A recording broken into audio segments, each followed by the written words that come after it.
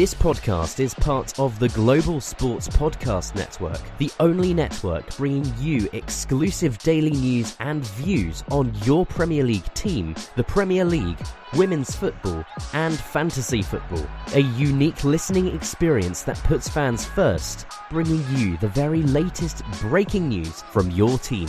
Subscribe wherever you get your podcasts and make us your first listen every day. The Global Sports Podcast Network. Every club, every day. Every club, every day. The Global Sports Podcast Network. Hello and welcome to the Daily Liverpool and Daily Newcastle crossover ahead of the midweek Premier League fixture. And it's been a fantastic weekend. Hopefully we can keep this momentum going from a Liverpool perspective. And a team that are looking to challenge for the top four for the end of the season, Newcastle United. Michael, thank you very much for joining me today. No problem. Thank you very much for having me. How are you doing? Yes, great. It will be a big match for Liverpool because it's the first one coming out of probably the biggest match from our perspective of the season. Going for the title now, and it's the first time as a Liverpool fan that I felt that we are probably going to win the league for sure. That's really how I feel. This is the first time I felt that way after that match. But we'll get into those sort of questions later. We'll talk about this match. You know, Liverpool versus Newcastle.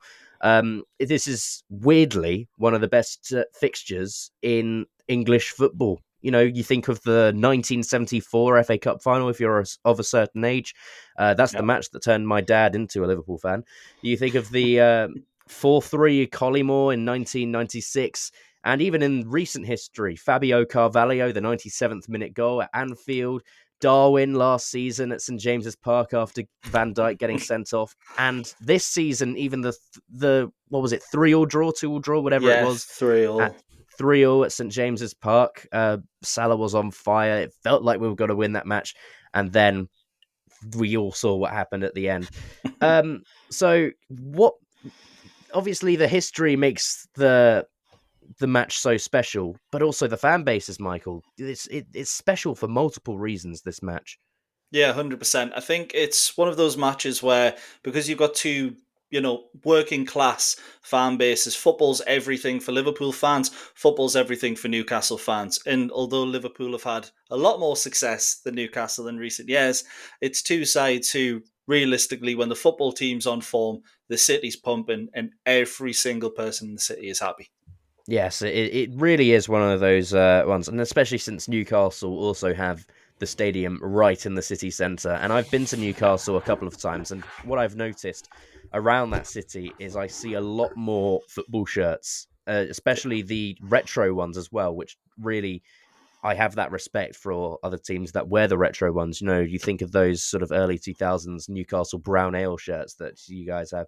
And also, I've never been to a Newcastle match, but what I've heard is the fans are absolutely insane. I still remember the Champions League one against PSG. I watched that on TV and I was just blown away by the atmosphere.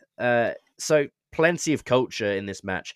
I like asking this question to the people I have on the Daily Liverpool crossover. And you can ask the same question to me afterwards. If you could have one player from Liverpool in the Newcastle team, who would it be and why? How many people have said Mohamed Salah? I think it's usually one of two players, and Mohamed Salah is one of them. Yeah, I would have to say, with this Newcastle side at the moment, Mohamed Salah's a given. Our right wing is quite weak. Jacob Murphy's been in fantastic form, but he isn't really the standard of the rest of the team. And you made that mistake in the Forest match the other day, though. Yeah, and to be honest, that's Jacob Murphy all over. He'll either have an absolutely blinder of a game, or he makes a couple of mistakes and can't really get his rhythm on the ball. You put Mohamed Salah in that position, and I think even Newcastle would be above Arsenal at this point. Yeah, I mean, he has been the best player in the world, I think, this season. I don't think that's a controversial thing. No. I think it's fair enough to say that he is the front runner for the Ballon d'Or because he's bailed us out of so many situations. But I mean, it's an exciting one as well, and it's coming at a crucial time for both Liverpool and Newcastle. It's a crazy situation for that sort of area of the table where all teams got like five teams, I think, at the moment, all Yeah, fighting for the top four. You got yeah, Forest in 100%. third, and Newcastle just sort of on the outside of it. Man City in fourth, and I mean, it's a crazy situation. What to Newcastle would be a successful season at this stage? I think it all depends on which, again, Liverpool versus Newcastle, the cup final in the Carabao Cup.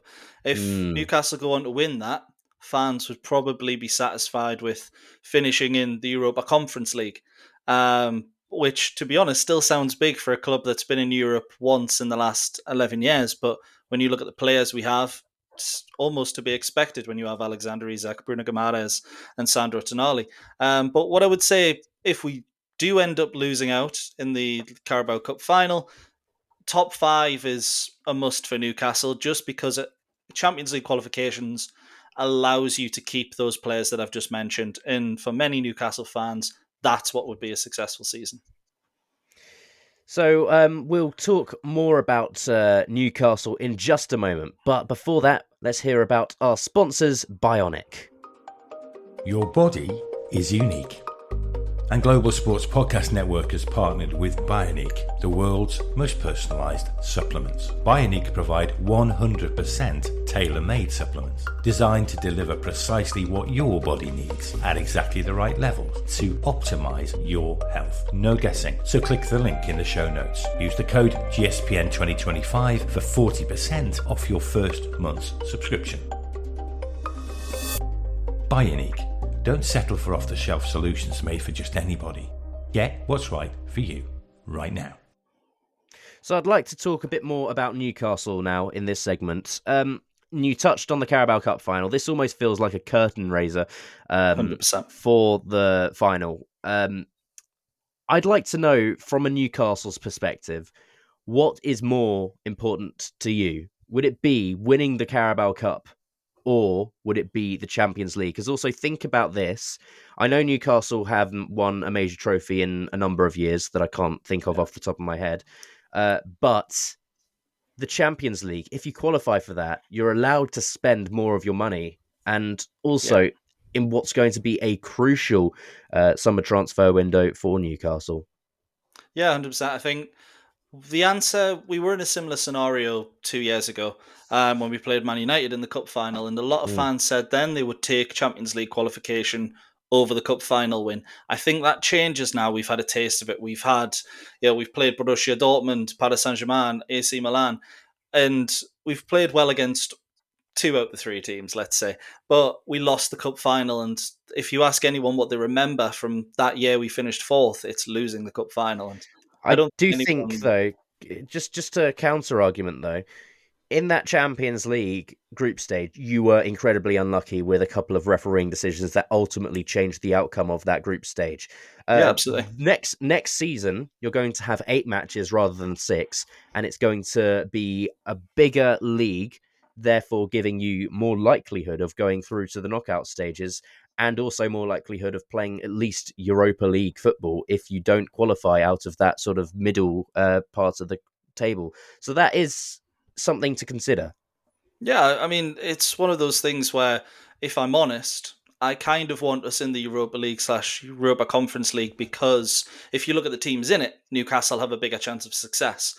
I'm not deluded enough to say we'd make it to the quarterfinals, to the semi-finals of the Champions League, and potentially going to win it. But if you win the Carabao Cup, let's say against Liverpool, and then you go on to the Europa League anyways, you're playing 8 games against teams in the Europa League, and you've got that better chance of success Yeah. in bringing home a UEFA trophy to Newcastle, which 1969 Fairs Cup. That's the last time we've had any sort of success. So being able to bring home a trophy of the Europa League standard, even the Europa Conference League standard, it's what people laugh at, but West Ham United, it's completely changed the mentality of their club winning that. And sure, they haven't done great since, but what a memory that would be. And having that Yeah. for Newcastle, I couldn't dream of anything better. Fair enough. And also, as it stands, you are in a Europa League spot, just behind Manchester City on goal difference, and that's what's preventing you from getting into the top four at the moment. 12 matches to go, still a long way to go. Mm-hmm.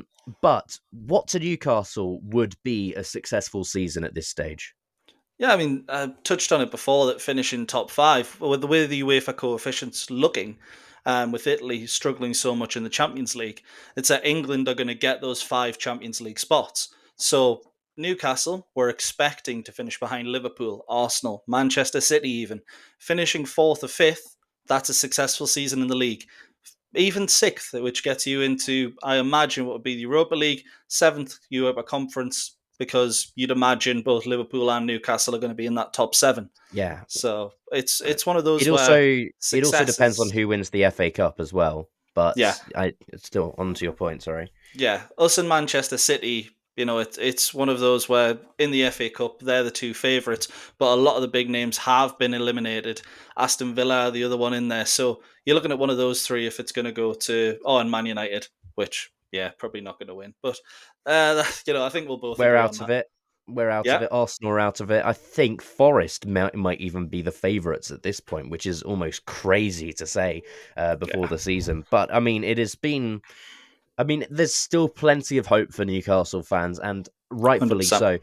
so. We touched a little bit on Isak earlier. Um, I'd like to know, is he the biggest threat to Liverpool at this stage, especially considering the game that he had against us earlier Yeah. this season at St James's? Yeah, I think you've seen his quality. He's one of those players that if you get him on the ball, he'll do something magnificent. But the players you've got to stop are the ones that actually get him on the ball. And the 2 that get Newcastle ticking, Sandro Tonali, Bruno Guimaraes, they weren't on the pitch together for long against Nottingham Forest. And when they did, we were up against it. So they couldn't really control the game. But in games where Sandro Tonali is able just to sit back in that number 6 role, Bruno plays the 8, they can control and dominate games for Newcastle, and they're the ones that get the ball to Isak. And all you have to do, it sounds easy to stop Alexander Isak, to stop the ball getting to him. It's not as hard as it sounds with Newcastle if you put players like, let's say, Ryan Gravenberch on either Sandro Tonali or Bruno Guimaraes. Do you think you'll be able to hold on to him this summer then? Yes, I've got no doubt at all that Alexander Isak will be a Newcastle player at the start of next season. Really? Yeah, I'm amazed by your confidence. What makes you so confident that you'll be able to hold on to him? because, well, number one, the price tag. With the way PSR, etc., is going, Manchester City's legal battle is pretty much won. Newcastle are being very shrewd with what we do in regards to our finances. We haven't got a training kit sponsor, etc. There's a lot we're holding back on until we know that deal is sorted. And with Alexander Isak, if he leaves, it will be to someone like a Real Madrid, maybe a Manchester City. The teams that are mainly interested at the minute, and this is no disrespect to Arsenal, probably aren't going to be willing to pay that 150 million that we're asking Mm, yeah, for one no way. player.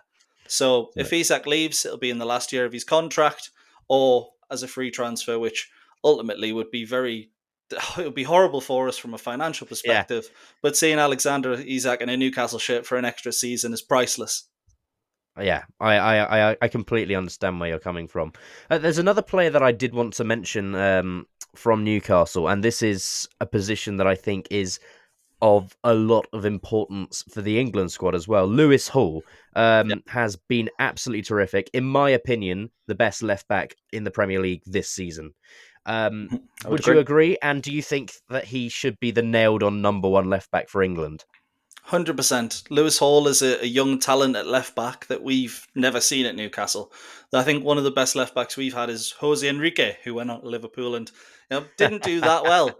But Lewis Hall, Injuries. yeah, we'll blame injuries. But Lewis Hall has all the potential to be England's best left back for the next 10 years. I know Arsenal fans talk about Lewis Skelly.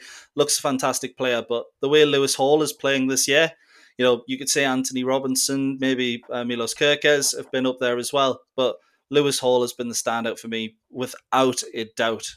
He looks fantastic. How important is he not only to the defense but also to the attack? Like just the entire way the squad is played, because he has so much energy.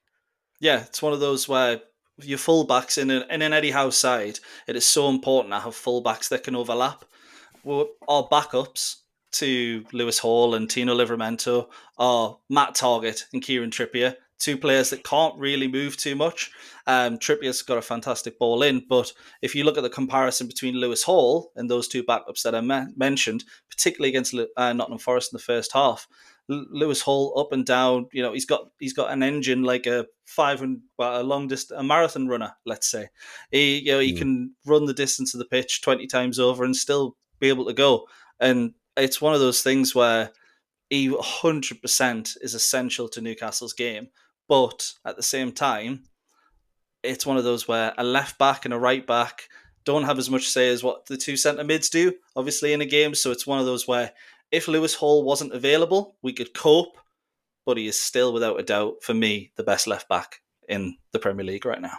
Yes, I agree. And, I've been very defensive of Andy Robertson all season, but I mean, it would be a bit delusional of me to put him over Lewis Hall, especially at this point. And I completely agree. I think he should be the left back. And other people say, maybe Tino Livramento, because he can also do a job at left back. We saw Kieran Trippier as well doing it at the Euros. So for some reason, Newcastle just seems to be very involved with the fullback position at England. But he's the best of the three, I think, Lewis Hall. 100%. And for the reasons that we have just mentioned. We are going to take another short break now.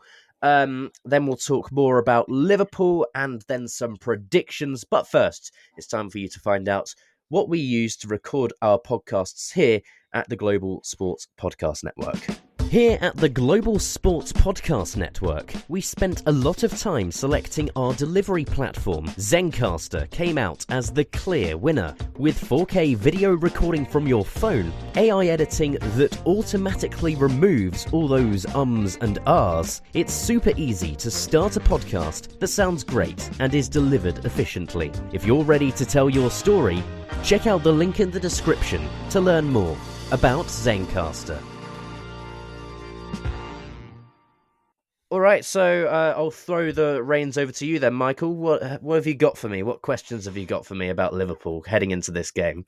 Good stuff. So the talking point after the Manchester City game was Mohamed Salah and how close he is to breaking that goal and assist record in the Premier League. To me, it seems inevitable that that's going to happen. But do you genuinely think he could have a goal and assist record that is maybe unbeatable going forward? Maybe above that 50 mark? I mean, his form is just insane. 25 goals in 27 games alone is just unfathomable. But the fact that he's got as many assists as he has on top of that, I can't imagine a season like it before this season, but it's happening in front of my very eyes. It's literally every game that he's got a goal contribution. And it's such an exciting time to be a Liverpool fan because, I mean, for the first time in my lifetime, there has been a Liverpool player with a very good chance of winning the Ballon d'Or. I mean, the last time this happened is probably around 2005, 2006 when Steven Gerrard was at his best. And before that, probably Michael Owen in 2001.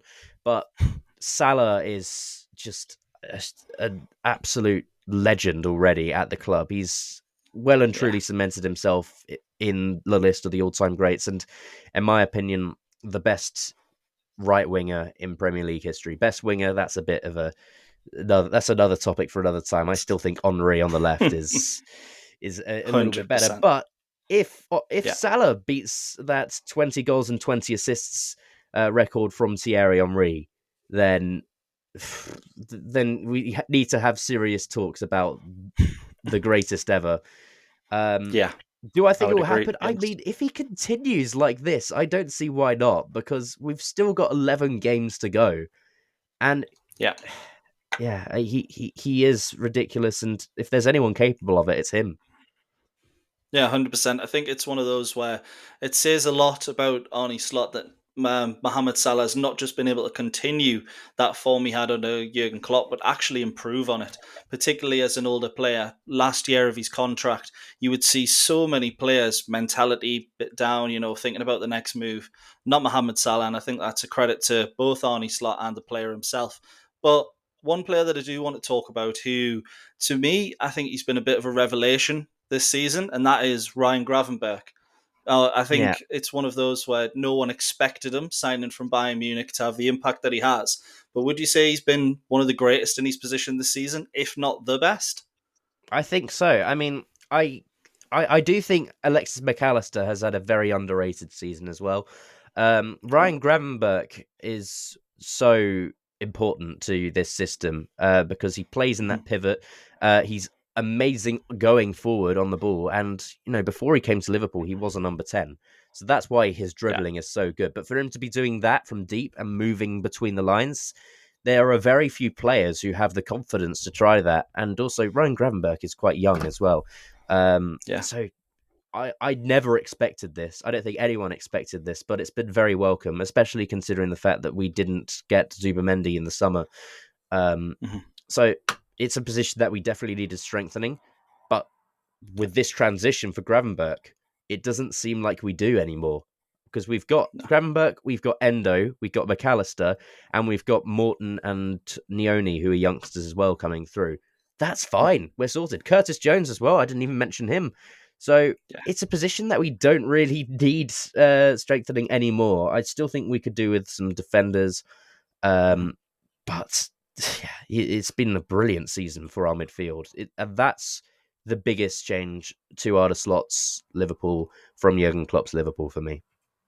100%. And to be honest, it's fantastic to see because he was written off during his time at Bayern Munich. And to be honest, maybe quite foolishly so. And he's done a fantastic job since signing for Liverpool. But one area where Liverpool perhaps haven't been as strong as what you would maybe expect this season has been set pieces. Now, scored one at the weekend, brilliantly worked. But so Straight off far the this training season, ground. yeah. So far for what I'm seeing this season, only Fulham have actually scored less set piece goals than you this Oh, season. wow. So is that something that you have noticed going forward? Maybe corners and free kicks aren't as impactful as what they maybe have been, despite having Van Dijk and Canate, as those two aerial options. Yeah, I think that's fair, and I had no idea about that stat. I thought that our set pieces were sort of, normal, but could be better. But after hearing that stat, that's now given me the reason to want more because, like you mentioned, Van Dijk and Canate are two players that are incredibly capable of winning headers in the box. Van Dijk, we've talked about him constantly about the fact that his headers are like every duel he wins, and he's so clever because he can judge a ball. And growing up, he played as a striker, so he has a little bit of a sort of goal scorer's instinct in him. The only trophy we won last season, the final against Chelsea in the Carabao Cup, Scored the winner, he didn't scored he? the winning header in that one. Yeah. And he also scored another header from a set piece in that game that was wrongfully disallowed by VAR. So I don't think that we should be that low. I think we need to improve on our corners, definitely. Not maybe not maybe not someone like who's at Arsenal or Aston Villa screaming on the touchline as a set piece coach, but yeah, I that is an area for concern, definitely. Yeah, 100%. I mean, to be honest, I find it refreshing to see that a team isn't relying on set pieces. Arsenal, you can quite clearly see with their form at the moment, they're struggling because the set pieces aren't quite going their way. Newcastle, we're pretty much a bang average side from set pieces, nothing to shout home about, but defensively, we're quite good against them, which, to be honest, probably plays in your favour because we're more open from open play, while Liverpool, obviously, when it comes to the counter attack, there's no one better. But would you put that down to just the speed of that through and through? We saw against Villa with the defensive set pieces in the first game, not the most recent one, where you were just so clinical on the counter attack.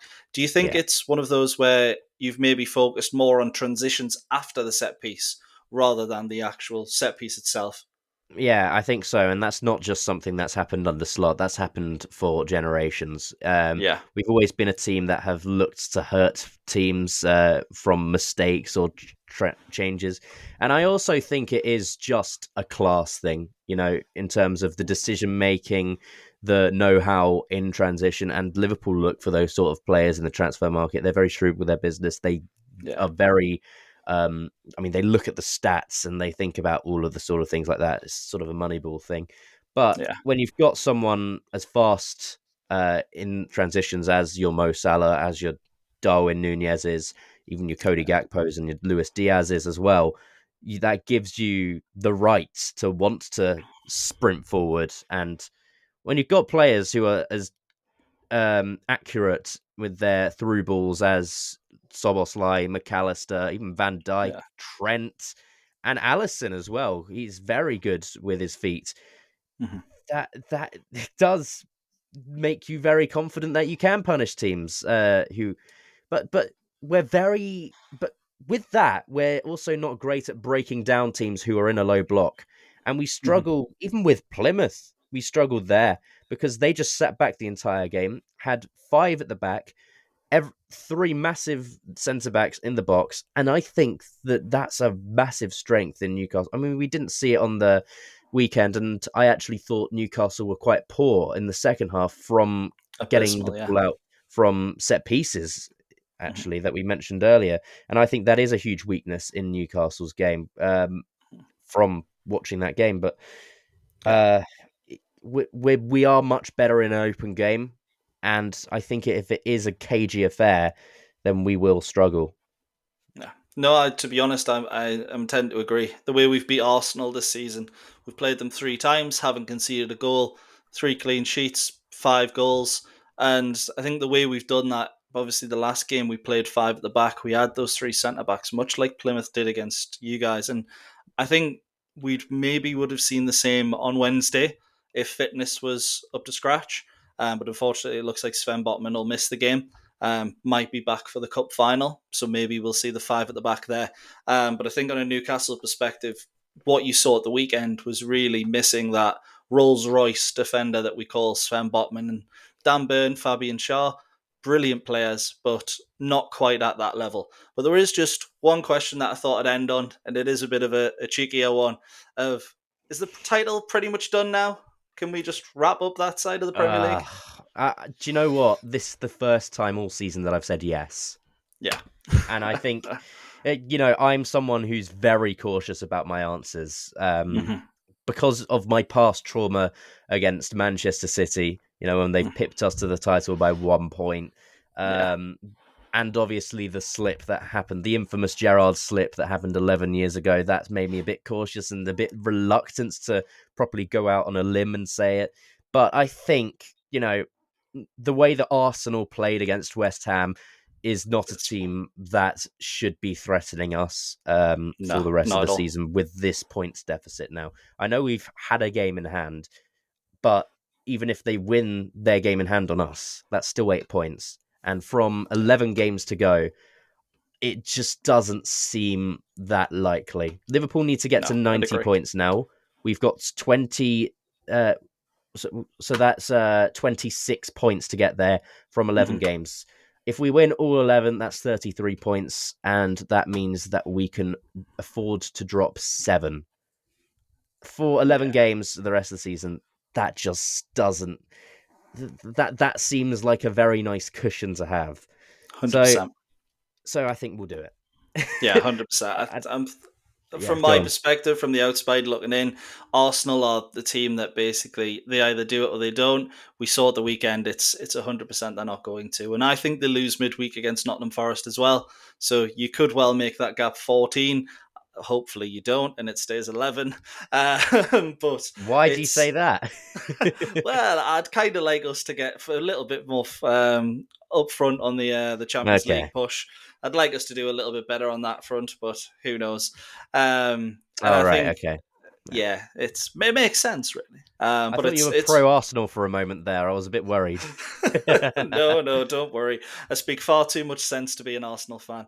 But I think it's one of those. You look at sort of Arsenal's fixtures. They've still got Man United, Forest, Chelsea, Liverpool, Bournemouth, which isn't an easy game. I think second last game of the season they play us.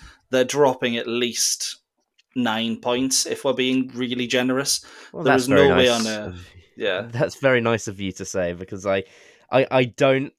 When it's our rivals and they're challenging us, I only see the positives from them. Yeah. I saw no positives against West Ham, but they are still Arsenal, so therefore I'm not really going out on a limb, like I mentioned. Sounds like the trauma of being up against Man City for 5 years, which Yes. thankfully I've never experienced. Yes, honestly, if you lose, it's the worst thing ever. But we won our fair share of trophies during that period anyway, so won't Yeah. complain too much. Now, I've got one more thing for you, Michael. Are you Nice. a man? I mean, there's two types of people in this football world. There's someone Sure. who loves making predictions, and there's someone who hates making predictions. Which one are you? I love making predictions, and Okay. often I fall flat on my face, but it's part of football, isn't it? Would you please be ever so kind as to make your prediction for Wednesday night? I think it is going to finish 2-2. I think Newcastle are going to start the game Ooh. very quickly. I think we're actually going to catch you out a little bit. You'll expect us to sit back a little bit, play on the counter. We'll do the same thing we did against Arsenal, where we'll start on the front foot.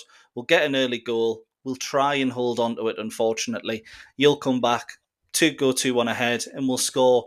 I'm not saying late on, but 60th, 70th minute to make it 2-2. And then it'll be a little bit of a nice old five-a-side feel where it's just end to Okay. end to finish the game. Okay, well that's very optimistic of you, because whenever teams visit Anfield, especially on a night, Oh yeah, that's when they start getting a little bit worried, because Anfield nights are oh, I get special, it. and I think, I mean, would you want to change your answer now, or are you going to Oh stick no, with no. your? I know 100% we haven't beat you at Anfield since like 1994. The last time we Wow. beat you was under Steve McLaren in 2015.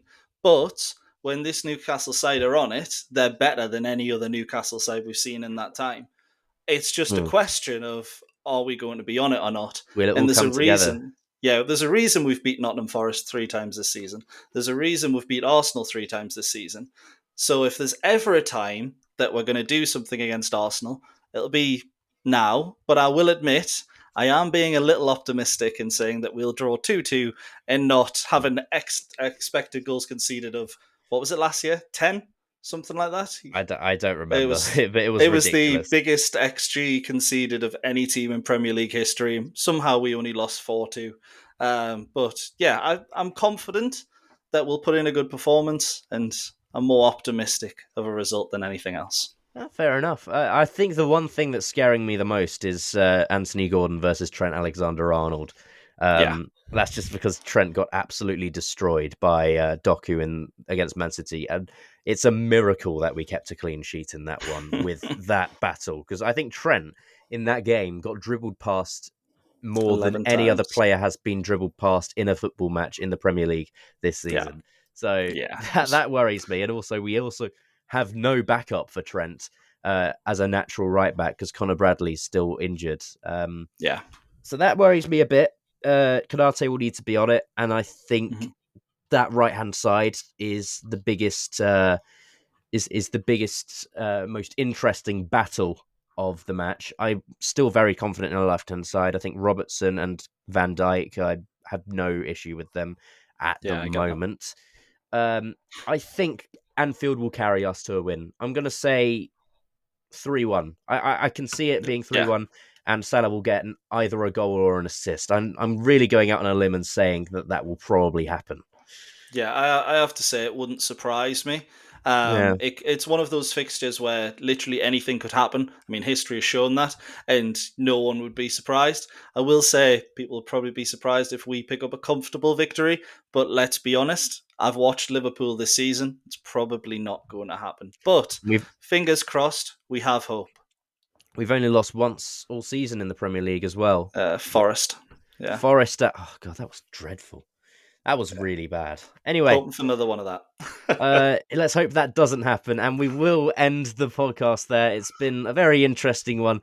Liverpool versus Newcastle, kickoff at 8:15 on Yeah. Wednesday night at Anfield. Michael, thank you very much for joining me. It's been a real pleasure having you. You too. Thank you very much for having me. And tune in soon as we'll find out what happens after the match. Join us tomorrow for our review. And if you're on the Newcastle podcast, enjoy whatever they're doing. See you later. Ta-ra. Every club. Every day. The Global Sports Podcast Network.